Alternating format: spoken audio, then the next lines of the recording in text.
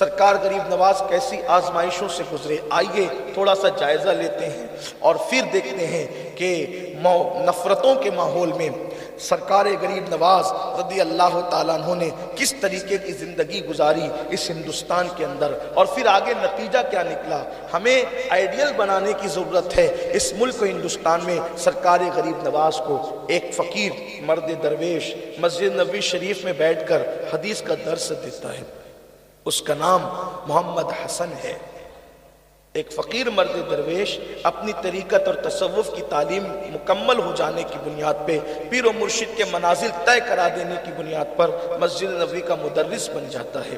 پیر و مرشد یہ کہہ کر واپس مکے کی طرف لوٹ جاتے ہیں، میں نے تیرا کام حسن پورا کر دیا، میں نے تیرا کام پورا کر دیا، اور اب میں جاتا ہوں۔ اور اب وہ بھی پیر و مرشد بھی جو ہے وہ لوٹ جاتے ہیں، لیکن حسن جن کو ہم خواجہ معین الدین حسن کہتے ہیں، آپ کا اصل نام حسن ہے، خواجہ معین الدین حسن کہتے ہیں، آپ مسجد نبوی شریف میں مقیم ہو جاتے ہیں اس نیت سے کہ اب میں نے دین کی خدمت یہی کر کے زندگی مکمل کر لینی ہے۔ اچانک قبر رسول کا ایک مجاور آ کر باہر آواز لگاتا ہے، اے لوگو تم میں معین الدین کون ہے؟ اللہ کے رسول اس کو طلب فرماتے ہیں۔ چونکہ معین الدین کوئی نام نہیں تھا، جیسے مثال کے طور پر اگر آپ برا نہیں مانے تو بات صرف سمجھانے کے لیے ملانے کے کہ اسٹیج پر علامہ صاحب کون ہے تو آپ کو دسترخوان پہ یاد کیا جا رہا ہے، ظاہر سی بات ہے تو سبھی علامے اٹھ کے کھڑے ہونے کہ میں بھی علامہ ہوں، یہی تو ہوگا اور کیا ہوگا۔ یا آپ میں سے خطیب صاحب، چلو خطیب صاحب کو بلایا جا رہا ہے کیونکہ یہ کوئی نام نہیں، اس کا تعلق صفت سے ہے۔ تو وہاں بھی یہ کہا گیا معین الدین، دین کا مددگار کون ہے، چلو بلا رہے ہیں۔ تو جتنے وہاں حدیث کی کتابیں لے کر بچوں کو برسوں سے پڑھا رہے تھے سب اٹھ کے کھڑے ہوئے، انا معین الدین، انا معین الدین، میں معین الدین، میں معین الدین ہوں۔ لیکن ایک ہی ذات تھی جو کھڑی نہ ہوئی، کہا کہ میں نے، میری حیثیت کیا اور میری اوقات کیا ہے، میں کب سے معین الدین ہو گیا، میں کب سے معین الدین ہو گیا، کیونکہ میں نے تو دین کی کوئی مدد ہی نہیں کی ہے۔ یہ بات جو ہے وہ ذہن میں آئی اور ایک ہی ذات تھی جو اٹھ کے کھڑی نہ ہوئی۔ اب کئی لوگ تھے کہ ہم ہیں، ہم معین الدین ہیں، ہم معین الدین ہیں۔ اس نے سوچا قبر رسول کے مجاور نے کہ آخر ایک ہی کو بلایا گیا، یہ اتنے کہاں سے ہیں؟ تو انہوں نے کہا رکو میں پھر پوچھتا ہوں کہ کیا ہے۔ کتنا یقین تھا حیات النبی پر، حیات النبی پر کتنا یقین تھا، آج سے 900 سال پہلے تک، بلکہ 900 سال تو بہت بڑی بات ہے، 100 سال پہلے تک بھی بڑا یقین تھا۔ اور الحمدللہ آج بھی اہل حق کو اتنا یقین ہے کہ ہم اپنے نبی صلی اللہ علیہ وآلہ وسلم کی نگاہوں سے ایک سیکنڈ کے لیے بھی پوشیدہ نہیں ہیں۔ اللہ اکبر، اللہ اکبر۔ اگر یہی یقین ہر بندے کے دل میں پیدا ہو جائے کہ ایک سیکنڈ کے لیے بھی میں اپنے نبی کی نگاہ سے پوشیدہ نہیں ہوں، اللہ اکبر، تو مجھے بتائیں جو امتی 24 گھنٹے کے ایک ایک لمحہ اپنے نبی کی نگاہ میں ہو، اس کی زندگی کو، اس کی موت کو، اس کے گھر کو، اس کے کاروبار کو خطرہ کیسے ہو سکتا ہے؟ کوئی کیوں کر مٹائے گا ہمیں؟ کیسی مضبوط تر پناہ میں ہے وہ ہماری نگاہ میں نہ صحیح، ہم تو ان کی نگاہ میں ہیں۔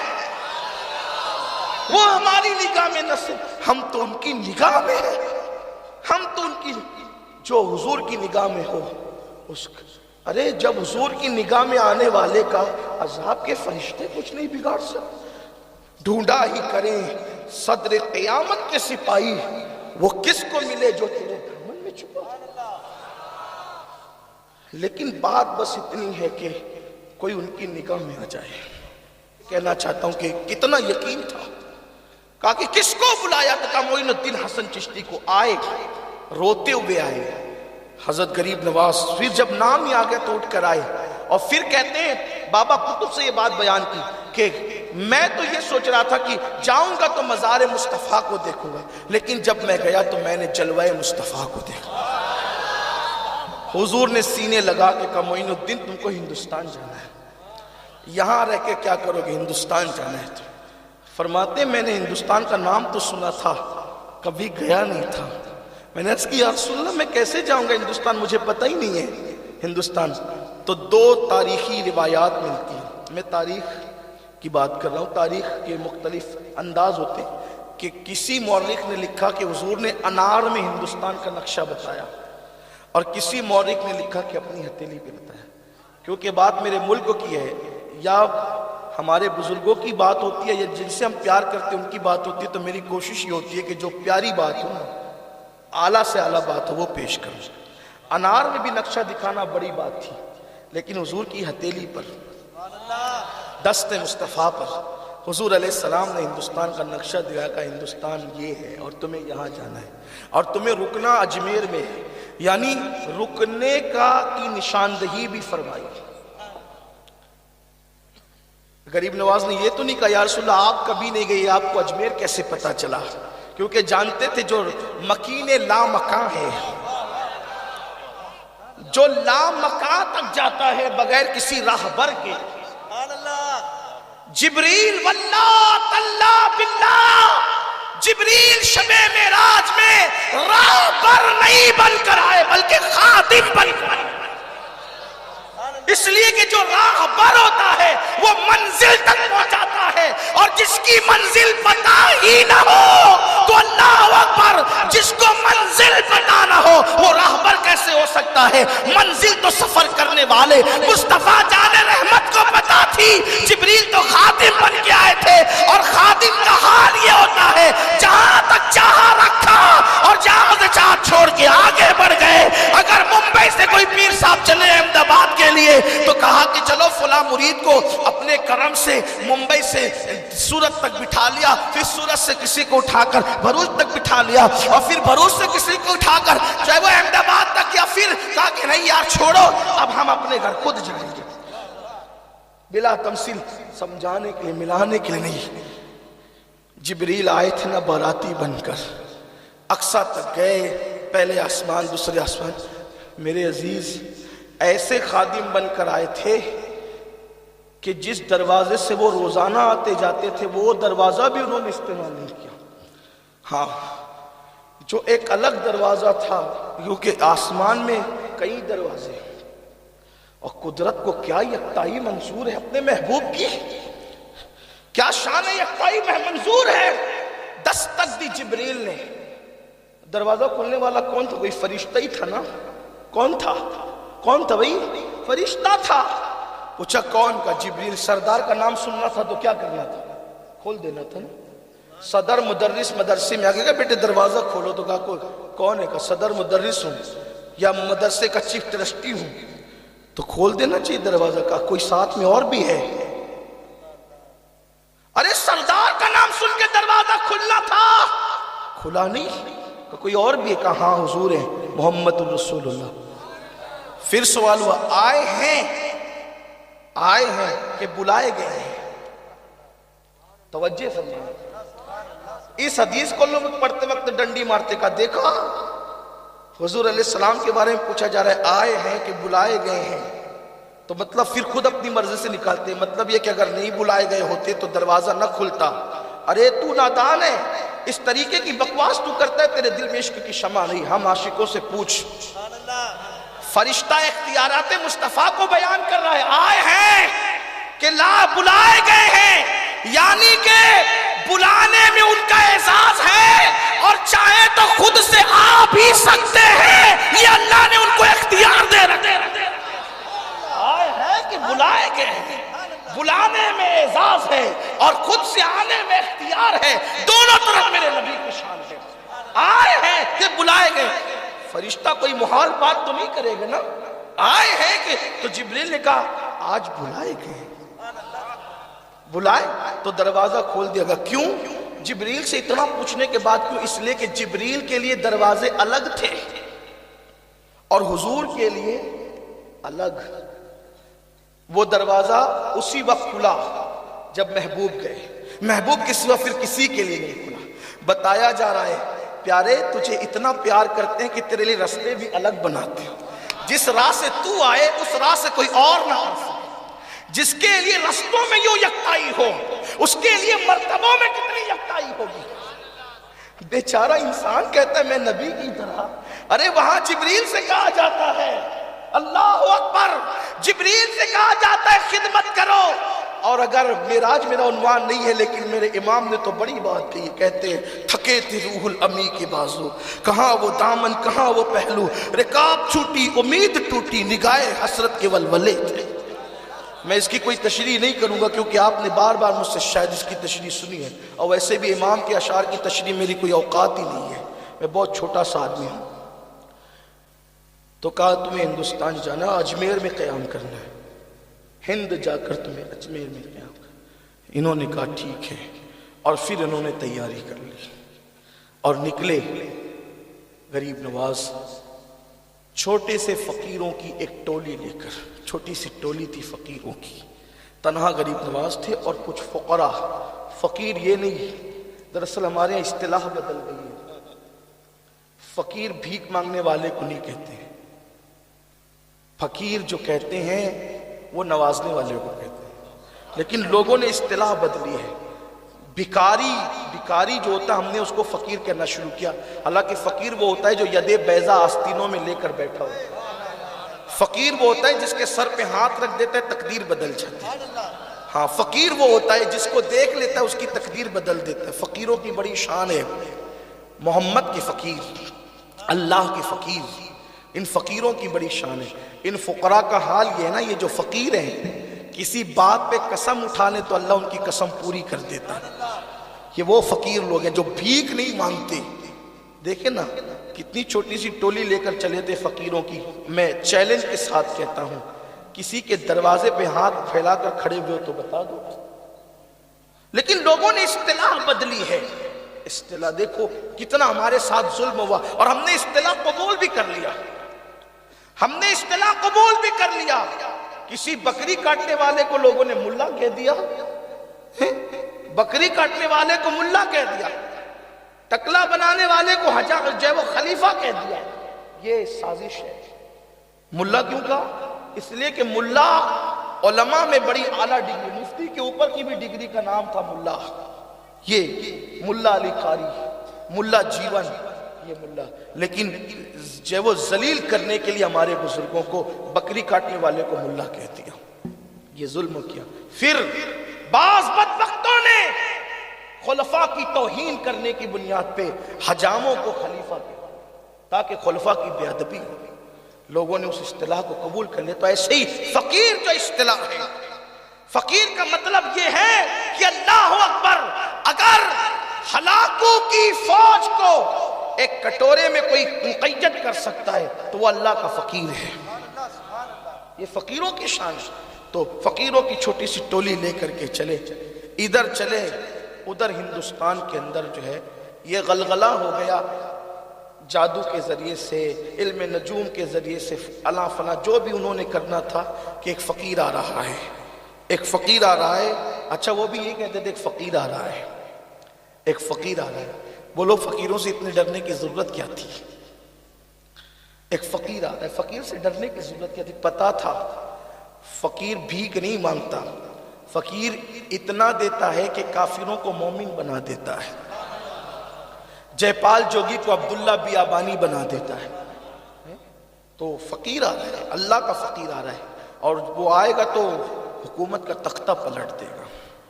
وہ آئے گا تو جب فقیر آئے گا حکومت کا تختہ پلٹ دے گا، فقیر آئے گا تو پرتھوی راج کی حکومت ختم ہو جائے گی۔ یہ بات کہی تھی، اور یہ بات مورخین نے جو لکھی ہے کہ سب سے زیادہ کہنے والی جو ذات تھی وہ پرتھوی راج کی امی تھی، اس کی ماں تھی۔ اس نے اتنا علم و اتنا گیان حاصل کیا تھا پرتھوی راج کی ماں نے۔ مورخین نے لکھا ہے، یہ کوئی میرا عقیدہ نہیں ہے، میں نقل کر رہا ہوں صرف، کہ وہ مرغ کی بولیاں بھی سمجھتی، پرندوں کی بولیاں اس نے سیکھ رکھی تھی، خدا جانے کیسے۔ مورخین نے، بعض مورخین نے لکھا، ہندوستان کی تاریخ ہے۔ تو وہ کہتی تھی کہ یہ جو مرغ بولتے ہیں نا، مرغ جو بولتے ہیں، تو یہ مرغ کہتے ہیں کہ وہ فقیر آئے گا تو تیری حکومت ختم ہو جائے گی۔ تو وہ اپنے بیٹے کو کہتی تھی، بیٹے کو، پرتھوی راج کو، بیٹا اس محمد کے فقیر سے مت لڑنا، اس محمد کی فقیر سے مت لڑنا، ورنہ تیرا نشان مٹ جائے گا۔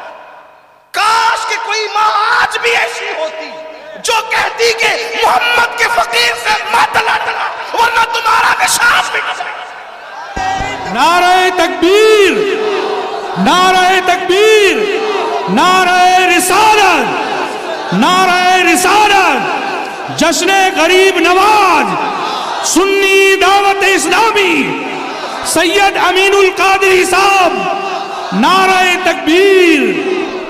سبحان اللہ، سبحان محمد کے اللہ۔ فقیر سے مت لڑنا، ورنہ پرتھوی راج تیرا تخت تاج تیرا پورا راج مٹ جائے گا۔ پرتھوی راج کا حال یہ تھا، وہ اکھنڈ بھارت کا سمراٹ تھا، اکھنڈ بھارت کا سمراٹ تھا پرتھوی راج۔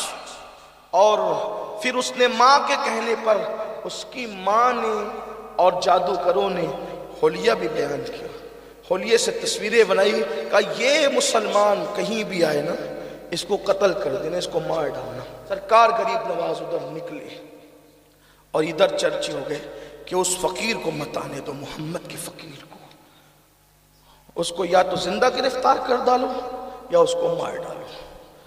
لیکن غریب نواز نکلے، تصویریں بٹ چکی تھی، آپ سفر کرتے کرتے سمانہ کی سرزمین پر آئے، اس کو سمانہ بھی لکھا گیا ہے، وہاں پر پرتھوی راج کا داماد تھا، اس کو پتہ چلا یہ محمد کا فقیر صلی اللہ علیہ وسلم۔ مجھے بہت لطف آتا ہے یہ جملہ کہنے میں، محمد کا فقیر صلی اللہ علیہ وآلہ وسلم، شہزادہ رسول ہے نا۔ اور میں فقیر کی اصطلاح پہلے بیان کر چکا، اس لیے اب دقت نہیں ہے کچھ کہنے میں، محمد کا فقیر۔ ہم تو جب کہتے ہیں یہ کہتے ہیں یا رسول اللہ، ہم بھی آپ کے فقیروں کے فقیر ہیں، ہم بھی آپ کے فقیروں کے فقیر ہیں، جو آپ کے فقیر ہیں ان کے فقیر ہیں۔ ہائے ہائے۔ تو اس نے، اس کو پتہ چلا کہ وہ فقیر آیا ہے، اس نے کہا یار جاؤ دیکھو پہلے وہ کیسا ہے۔ جب اس کے جاسوس غریب نواز کو دیکھنے کے لیے گئے نا، پیشانی پر وہ نور، آنکھوں میں وہ چمک، وجود پر وہ روپ۔ یاد رکھنا اللہ نے حضور کو یہ خصوصیت دی ہے انبیاء میں کہ 1 مہینے کی مسافت تک کافروں کے دل پہ اللہ نے حضور کا روب ڈال رکھا ہے، اور حضور کے صدقے میں حضور کی امت کا بھی یہ روب ہے۔ یہ بات خیال رکھیں۔ دیکھیے جب آپ کی ملاقات کسی جنگل میں سانپ سے ہوتی ہے، ناگ سے، تو ہم اور آپ اس سے ڈرتے ہیں، لیکن آپ نے کبھی غور کیا یا نہیں کیا، لیکن اب غور کرنا، وہ ایسے ایسے کرتا ہے، ایسے وہ ایسے کیوں کرتا ہے پتہ ہے؟ آپ اس سے ڈر رہے ہوتے ہیں، وہ آپ سے ڈر رہا ہوتا ہے۔ یہ بات ہے، سانپ بھی آپ سے ڈرتا ہے، سانپ آپ سے ڈرتا ہے اور آپ اس سے ڈرتے ہیں، لیکن سانپ آپ ہی سے ڈر سکتا ہے، ایک شرط ہے، آپ نہ ڈریں، آپ اللہ کا ڈر دل میں بسا لیں، پھر آپ نہیں ڈریں گے، سانپ ہی آپ سے ڈرے گا۔ ہاں، اس لیے سانپوں سے مت ڈریے، کیونکہ سانپ آپ سے ڈرتا ہے، وہ اسی لیے ایسے ایسے کرتا ہے۔ پھر وہ جب یہ دیکھتا ہے نا کہ اس کے دل میں اللہ کا ڈر نہیں ہے، یہ مجھ سے ڈر رہا ہے، اس کو پتا ہوتا ہے کہ اللہ کا ڈر نہیں ہے، یہ مجھ سے ڈر رہا ہے، اور جب وہ دیکھتا ہے کہ اللہ کا ڈر ہے تو پھر وہ ابو الحسن کھرکانی کے ہاتھ میں چابک کا کام کرتا ہے۔ جب وہ دیکھتا ہے کہ اللہ کا ڈر ہے تو شیر سوار کے ہاتھ میں چابک کا کام کرتا ہے۔ جب شیر دیکھتا ہے اللہ سے ڈر رہا ہے تو حضرت سفینہ کے آگے کتے کی طرح دم ہلانے لگتا ہے، لیکن جب وہ دیکھتا ہے کہ یہ مجھ سے ڈر رہا ہے تو اس کو پتا چل جاتا ہے کہ اللہ سے نہیں ڈرتا، چیٹنگ باز ہے، تو پھر وہ ڈنک مار دیتا ہے۔ سانپ سے مت ڈریے، اللہ سے ڈریے۔ اللہ، کیونکہ سانپ آپ سے ڈر رہا ہے اور سانپ آپ سے ڈرتا ہے، سانپ کو ڈرا کے رکھیے تاکہ وہ آپ کو ڈنک نہ مارے۔ لیکن یہ کب ہوگا؟ جب نرم گدوں پر لیٹ کر زنا کے مناظر نہیں دیکھو گے، مصلی پہ بیٹھ کر حضور کے عشق میں رو گے، تب آنکھوں میں وہ چمک پیدا ہوگی کہ کوئی آنکھ ملا نہ سکے۔ ان کے کوچے میں رہو نقش کفے پا بن کر، کوئی مٹا تو سکے پر کوئی اٹھا نہ سکے۔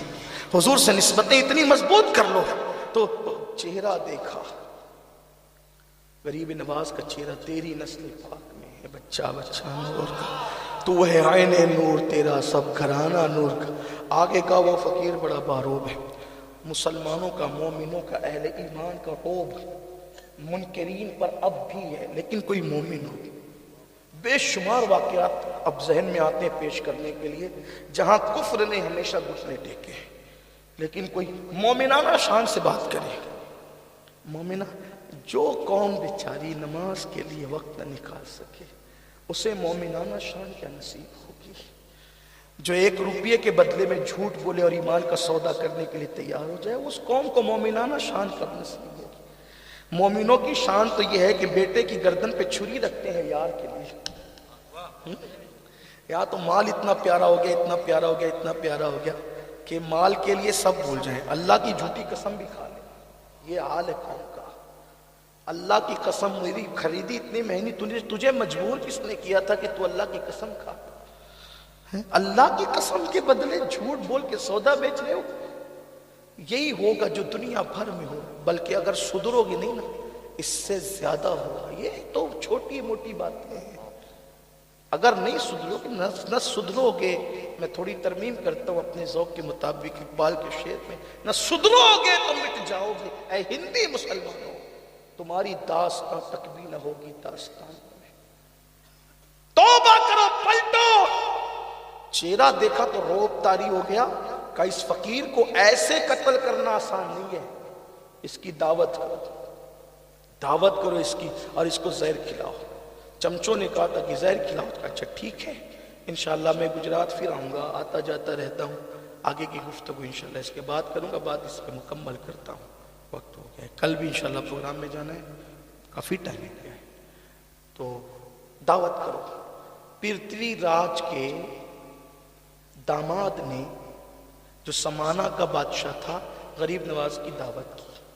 پتہ چلا کہ اگر ہم حضور کے سچے غلام بن جائیں تو قاتل بھی دعوت کرنے پہ مجبور ہو جاتا ہے۔ حضور کی غلامی کی شان، کوئی غلام بنے دعوت کرنے پہ۔ اچھا دعوت دی تو سرکار غریب نواز نے کہا دیکھو ہمارے نبی کی سنت ہے۔ کیا خیال تھا سنتوں کا کہ ہم دعوت قبول کر لیں، دعوت قبول کی، لیکن تیرے محل میں آ کر نہیں کھائیں گے، ہم فقیروں کو کیا کام کسی کے محل سے، ہم محل میں نہیں آئیں گے، تمہیں کھانا یہی لا کے دینا ہوگا، لیکن دعوت قبول ہے۔ کہا ٹھیک ہے۔ اس کو لگا کہ یہ تو بہت اچھی بات ہے۔ اس نے کیا کیا، خطرناک زہر حلاحل اس کھانے میں ملایا اور ہندوستان کے جتنے لذیذ پکوان ہو سکتے تھے سب پکوایا۔ سوچا کہ بیچارے عرب کے بھوکے لوگ پھٹے پرانے کپڑے پر آئے ہیں، میرے کھانے پر ٹوٹ پڑیں گے اور پھر زہر سے ان کا قصہ تمام ہوگا، میرا سسر مجھے کتنا بڑا انعام دے گا کہ میرے خطرے کو اس نے کتنی آسانی سے ختم کر دیا۔ اور چند فقیروں کو قتل کرنا زہر سے آسان کام ہے۔ اس نے سارے پکوان پکائے، زہر ملایا، زہر ملا کے اپنے وزیروں سے کہا کہ جاؤ اس فقیر کو دے دو۔ وزیر جانتے تھے معاملہ کیا ہے، اس کی ماں کو پتہ نہیں تھا، اس کی ماں کو پتہ نہیں تھا، اس کی ماں مذہب کے معاملے میں تھی کٹر، لیکن اس کی ماں کو یہ بات تھی کہ بھئی کسی بھی مسافر کو مہمان بنا کے بلا کر اس کے ساتھ دغا نہیں کرنا چاہیے۔ وہ اسلام پر نہیں تھی۔ بعض لوگ جو ہے وہ کبھی کبھی روایتوں کی بنیاد پر بھی کچھ سچائیوں کی پابندی کرتے ہیں، کبھی کبھی ایسا ہوتا ہے۔ تو اس کی ماں کو پتہ نہیں تھا، اور یہ داماد پرتھوی راج، اس نے زہر ملا کر کے جو ہے وہ بھیج دیا۔ زہر آلود کھانا آیا، غریب نواز نے دیکھ کے مسکرایا۔ زہر آلود کھانا دیکھ کے غریب نواز نے مسکرایا اور اپنے خادم سے کہا، اس وقت خدمت پر حضرت محمد سبزواری صاحب، ایک غریب نواز کے خلفاء میں سے یادگار محمد سبزواری صاحب تھے، وہ بھی آ چکے تھے خدمت میں، اور سیدی سرکار سید فخر الدین گردیزی یہ بھی ساتھ میں تھے، تو اور بھی فقراء تھے۔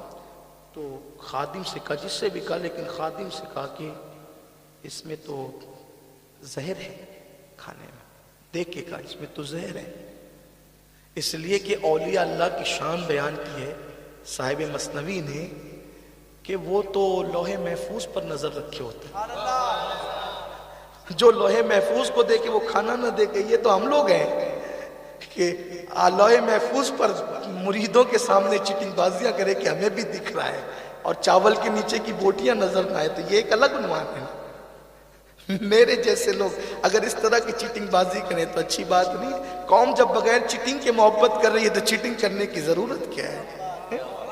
جب اللہ یوں ہی محبت دے رہا ہے لوگوں کے درمیان میں تو پھر آپ لوح محفوظ دیکھنے کی بات کیوں کرتے ہیں؟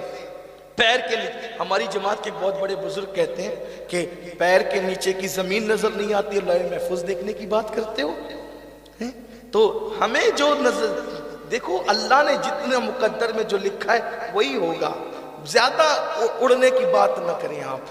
اور جسے لوح محفوظ دکھتا ہے وہ تو اتنا جھکتا ہے کہ کہتا ہے کہ میری نگاہ ہی کمزور ہے.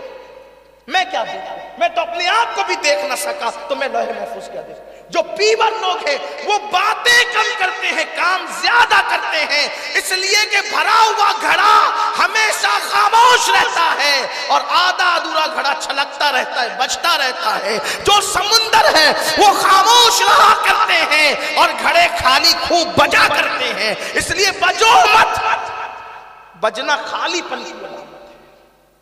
تو کہا کہ اس میں تو بچھاؤ چادر. اور چادر بچھانے کے بعد کیا زبان تھی ان کی، جس نے کبھی نہ گالی دی تھی، نہ کبھی غیبت کی تھی، نہ کبھی چگلی کی تھی. زبان کیا پاکیزہ تھی. کہا ان وزیروں سے جو آئے تھے کھانا لے کر کہ بھائی ہم نے تو کھانے کی دعوت قبول کی، کھانا کھانے کی، زہر کھانے کی دعوت ہم نے قبول نہیں کی. ہم نے کھانا کھانے کی دعوت قبول کی، زہر کھانے کی دعوت قبول نہیں کی. اور پھر کہا انہی لوگوں کے سامنے کہ کھانا ہم قبول کرتے ہیں، زہر باہر نکل جا. تو لوگوں نے اپنی آنکھوں سے دیکھا کہ زہر نکل کر چادر پہ گرتا تھا. زہر نکل کے چادر. یہ شان ہے مصطفیٰ جان رحمت کے غلاموں کی، یہ شان ہے آقا. کوئی ان کی غلامی کر کے دیکھے پھر خدا اس کو کتنا نوازتا ہے، کتنا عطا کرتا ہے. میرے آقا صلی اللہ علیہ وسلم کے دیوانوں، اپنا سب سے بڑا قصور یہ ہے ہم سب کے بنے، اس کے نہیں بنے جس کا بننے کا حکم اللہ نے دیا ہے، جس کا بننے کا حکم اللہ نے فرمایا ہے. آؤ ان کے سچے غلام بن جائیں. ہم طبیعت کے غلام بنے، مصطفیٰ جان رحمت کے غلام نہ بنے. اگر ہم ان کے سچے غلام بنتے تو قدرت ہمیں بھی نوازتی. ہم تو مائل بکرم ہے، کوئی سائل ہی نہیں، راہ دکھلائے کسے، راہ روے منزل ہی نہیں. کہا زہر نکلتا چلا گیا. چادر اٹھائی، گٹری باندھی. کہا ہم تو وعدے کے پکے لوگ ہیں، میں نے کھانا قبول کیا، زہر بادشاہ کو کھلا دو لے جا کے. ہم نے تو کھانے کی دعوت قبول کی، کھانا قبول کر لی. یہ زہر، انہوں نے زہر نکلتا ہوا دیکھا اپنی آنکھ سے. بھئی آدمی سن کر انکار کر سکتا ہے، غریب نواز نے دکھایا تھا. غریب نواز دکھانے آئے تھے. اسی لیے ہمارے جماعت کے ایک بہت بڑے مفکر نے کہا کہ علماء کی ٹیم اس لیے ہوتی ہے کہ وہ دلیل سے سمجھائیں، اور اولیاء کی ٹیم اس لیے ہوتی ہے کہ وہ دیکھنے والوں کو دکھائیں. اس لیے کہ ایک طبقہ ہوتا ہے جو سن کر دلیلیں سن کے مان لیتا ہے، اور ایک طبقہ ہوتا ہے جو دلیل سے نہیں مانتا، وہ دیکھ کر کے مانتا ہے. تو قدرت نے دیکھنے والوں کو بھی دکھانے والوں کو بھی پیدا کیا ہے. اسی لیے ایک بہت بڑے مفکر ہماری جماعت کے کہتے ہیں جہاں علم تھک کر بیٹھ جاتا ہے وہاں مشاہدہ رہنمائی کرتا ہوا نظر آتا ہے. اور جب مشاہدہ ہوتا ہے تو پھر انسان مشاہدے کو دیکھ کر کے اس کو جھٹلا نہیں سکتا. اللہ اکبر. اہل علم کو مکے میں قرآن کی دلیلیں دے دی گئی، وہ مان گئے. لیکن کچھ لوگ ایسے بھی تھے جنہوں نے چاند کے ٹکڑے دیکھے، سورج کو پلٹتا ہوا دیکھا. پھر کیا ہوا؟ کہا یہ پوٹلی لو، گٹری لو اور لے جا کر اپنے بادشاہ کو کھلا دو. کھانا ہم کھائیں گے، زہر بادشاہ کھائے گا. ولی کے منہ سے نکلنا تھا کھانا ہم کھائیں گے، زہر بادشاہ کھائے گا. کھانا ہم کھائیں گے، زہر بادشاہ کھائے گا. اور پھر کھانا کھا لیا سب نے. یہ منظر پورا سمانا کے لوگ دیکھ رہے تھے. جب زہر کی گٹری لے کر کے وہ محل میں داخل ہوئے، کہا یہ کیا ہے؟ راجا کی ماں کھڑی ہوئی تھی. کہا تم نے جو زہر ملایا تھا نا، اس فقیر نے کہا کہ زہر نکل جا، کیونکہ ہم نے کھانا کھانے کی دعوت قبول کی ہے، زہر کھانے کی دعوت ہم نے قبول نہیں کی ہے. اس کے کہنے پہ یہ زہر باہر نکل آیا. اب وہ ہندوستان کی عورت تھی، اس کی امی. عورتیں بڑی پکی ہوتی ہے، اگر کسی کے وہ دیکھ لینا چمتکار، ہاں، تو پھر وہ جلدی سے ٹس سے مس نہیں ہوتی. جب سن لیا کہ کرامت دکھائی، زہر الگ نکال دیا ماں، تو کہنے لگی وہ تو اللہ کا فقیر، وہ تو سچا آدمی، تو نے جھوٹ کیوں کیا؟ تو نے تکا، اگر تیرے اندر ہمت تھی تو بازو کی طاقت سے قتل کرتا. تو نے دگے سے کیوں کیا؟ کاش میں تجھے پیدا نہ کرتی، تیری جگہ میں سانپ پیدا کرتی۔ پیچھے سے حملہ کرنے والا میری اولاد نہیں ہو سکتا۔ بڑی گالیاں تھی اس کی ماں نے اس کو گالی خوب ڈانٹ پلائی۔ یہ سوچنے لگا کہ یہ ایسے ہو کیسے گیا کہ لٹ گیا ہے جو مسافر جا کے منزل کے قریب، میں نے تو اس قدر سب کچھ کیا تھا لیکن لٹ گیا، میں کامیاب نہ ہو سکا۔ تو وہ خوب پاگل جیسا ہوا اور دیوار سے سر ٹکرانے لگا کہ میں ماں کے تانے سننے سے پہلے مر کیوں نہیں گیا، اور اس کے دماغ پر ایسی گندگی طاری ہوئی اور ایسی جو ہے وہ خوف طاری ہوئی کہ وہ ٹینشن کی تاب نہ لا کے دیوار سے سر ٹکراتا رہا، اور پھر وہ گٹری کھولی اور وہی زہر اس نے اپنے منہ میں ڈال لیا۔ دنیا نے غریب نواز کے جملے کو سچا ہوتے ہوئے دیکھا کہ کھانا ہم کھائیں گے، زہر بادشاہ کھائے گا۔ جب یہ منظر لوگوں نے دیکھا، اس دن 700 لوگ سمانہ کے، اور 700 کون لوگ پتہ ہے؟ عوام میں سے نہیں، 700 مذہبی رہنما سمانہ کے، مذہبی لوگ وہ مسلمان ہوئے، اور ہزاروں کی تعداد میں سمانہ کی عوام مسلمان ہوئی۔ سرکار غریب نواز نے ایک ایسا شخص جو ان کا مذہبی رہنما تھا اس پہ نظر ڈالی، اسی وقت ولایت عطا کی، خلافت عطا کی، اور سمانہ کا علاقہ ان کو سونپ کر کے کہا یہ میری منزل نہیں ہے، میری منزل کہیں اور ہے، اور آپ روانہ ہو گئے۔ یہ شان کے ساتھ غریب نواز آئے۔ آج بھی ہو سکتا ہے، اگر آج بھی ہو جائے جو ابراہیم سا ایمان پیدا، آگ کر سکتی ہے انداز گلستان پیدا۔ سنیو، غریب نواز کے نقش قدم پر اگر آ جاؤ تو آج بھی ہندوستان ہمارا ہے، ہمارا تھا، ہمارا ہے، ہمارا رہے گا۔ یہ ملک میں فضل حق نے قربانی دی، انڈمان کی، سزا کاٹی، سب کچھ کیا۔ آؤ ہم اپنے ملک کے لیے دعا بھی کریں، کوشش بھی کریں، اور ہم اللہ رسول کے فرامین کی طرف آئیں، پلٹیں اللہ رسول کی طرف، توبہ کریں، رجوع کریں، استغفار کریں، قرآن کی تلاوت کریں۔